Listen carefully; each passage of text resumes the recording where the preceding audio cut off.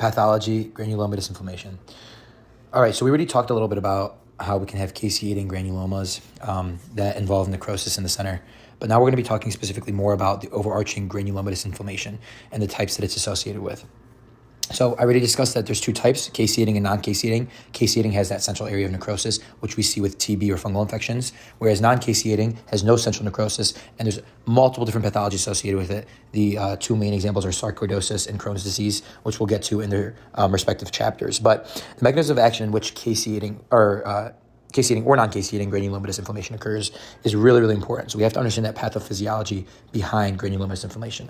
And the reason it's in this chapter is because it is a subtype of chronic inflammation. It is it's something that can progress after chronic inflammation. So this is why we're learning about it right here in this chapter. So the first thing that occurs is that we have an antigen-presenting cell. The most common one is macrophages. Okay, so I'm just going to say macrophages just for clarity. And what macrophages are going to do, they're going to secrete IL-12 in response to some type of factor out in the environment. And mainly, I'm going to use an example of TB because TB is one of the most helpful examples. Okay, so it senses tuberculosis out in the environment. So macrophages then they take that antigen, and then they release IL-12. And what IL-12 does, it's going to go and it's going to activate CD4 helper cells into their Th1 lineage. The Th1 cells lineage, they're going to produce IFN gamma. IFN gamma, as we already said, is going to recruit more macrophages to the area and surround the antigen, surround the tuberculosis, the TB, okay? Then, once activated, okay, they're going to start secreting TNF alpha. And TNF alpha is tumor necrotizing factor alpha, okay? And that's what remains, okay? That's what keeps the granuloma stable, okay? And so that's how we officially block off TB in this environment, okay?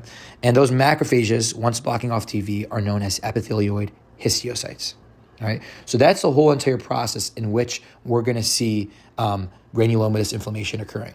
Now, what occurs later, specifically for TB, is that if I were to give a patient anti-TNF therapy, which we're going to talk about later, but if I were to give a patient anti-TNF alpha therapy, I have to be worried, okay, about a TB infection, because if I were to give them anti-TNF therapy and they have TB that's latent and it's unknown, then we know that TNF is what's going to keep that granuloma formed. So if TNF is taken away, then we have disseminated TB. We have the increased risk for disseminated tuberculosis.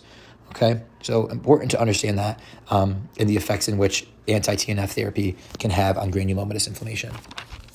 Lastly, we'll be talking about scar formation. Scar formation occurs when when repair cannot be accomplished by cell regeneration alone, right?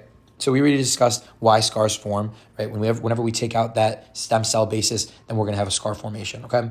Now, the reason behind it is mainly due to the fact that we have excess TGF-beta. We already talked about TGF-beta having this regenerative capacity to decrease the immune response, but it also has the ability to cause fibrosis, okay? So that's why we have excess TGF-beta associated with aberrant scarring. And aberrant scarring, there's two types. We have hypertrophic scar and keloid scar.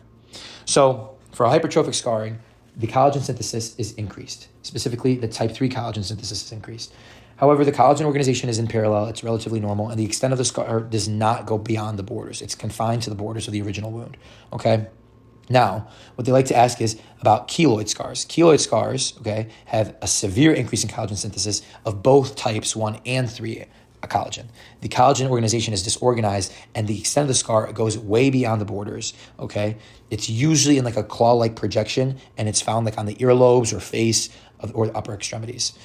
You see it increased incidence in darker skinned individuals. And once again, these are aberrant scarring. So this is not normal scarring. These are your pathological types of scarring. And it's due to excessive TGF-beta, okay?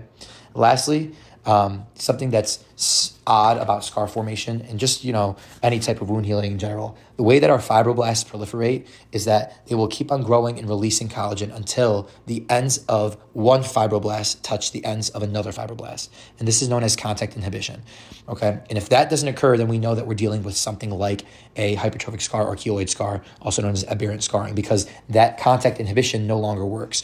Even when fibroblasts touch, they continuously produce collagen. And so that's usually due to the excess of TGF-beta.